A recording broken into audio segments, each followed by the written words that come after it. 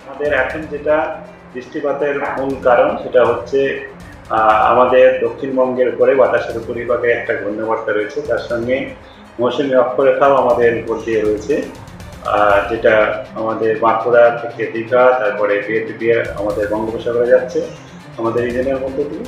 আর কয়েকদিন পরে যেটা হবে, এই নিম্নচাপ অক্ষরেখা এবং মৌসুমী অক্ষরেখা আরও উত্তরের দিকে সরে যাওয়ার সম্ভাবনা থাকে, যার ফলে আমাদের উত্তরবঙ্গে 2 থেকে 4-এর মধ্যে বৃষ্টিপাতের পরিমাণে বাড়ার সম্ভাবনা পেটানি পরিমাণ।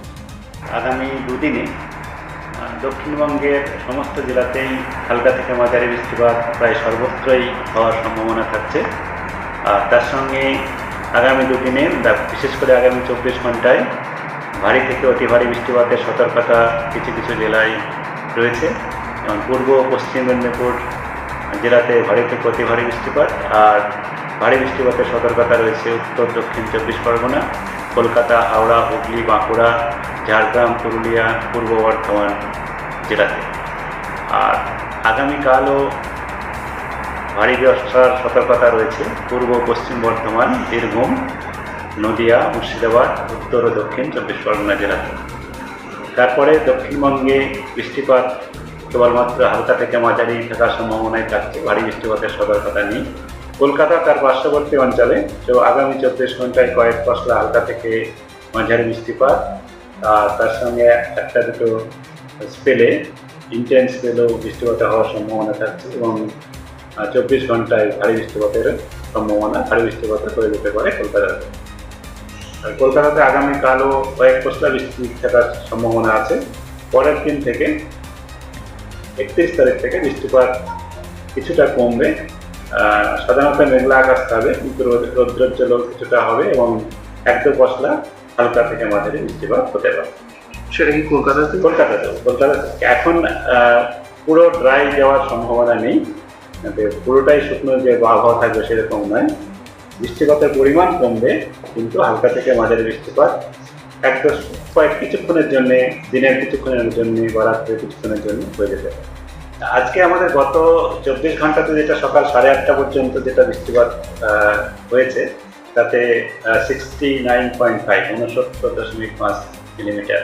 আর বৃষ্টিপাত যেটা আমাদের কলকাতাতে সিজনাল, মানে জুলাই মাস আর সিজনাল মানে হচ্ছে প্রথম জুন থেকে আজকে 29 জুলাই পর্যন্ত কলকাতাতে বৃষ্টিপাত টোটাল হয়েছে 835.1 মিলিমিটার, 644.9 স্বাভাবিক হয়, তা 29% বেশি আছে। আর শুধু যদি আমি জুলাই মাস দেখি, তাতে জুলাইয়ে এবার আমাদের কলকাতাতে বৃষ্টিপাতের পরিমাণ অনেকটাই বেশি, যেটা অত্যন্ত অধিক রেঞ্জের মধ্যে আসে, মানে 64% বেশি হয়েছে স্বাভাবিকের থেকে।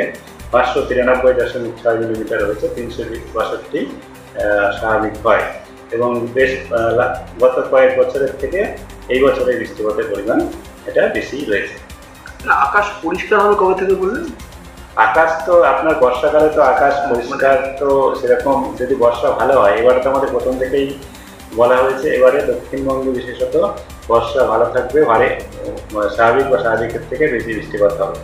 সেক্ষেত্রে তার মানে হচ্ছে যে বৃষ্টিপাতের পরিমাণটা যদি বেশি হতে হয়, তাহলে বৃষ্টিপাত প্রায় দিনই বেশিরভাগ দিনই হতে হবে।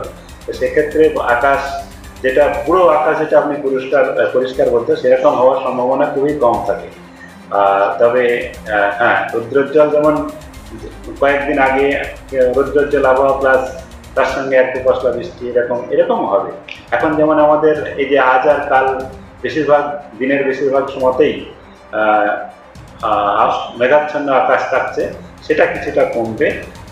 এখন যেমন আমাদের আকাশের 7 থেকে 8 ভাগ, আমাদের 8টা ভাগে ভাগ করি, তার মধ্যে 7 থেকে 8 ভাগে বেশিরভাগ সময় ক্লাউড থাকছে।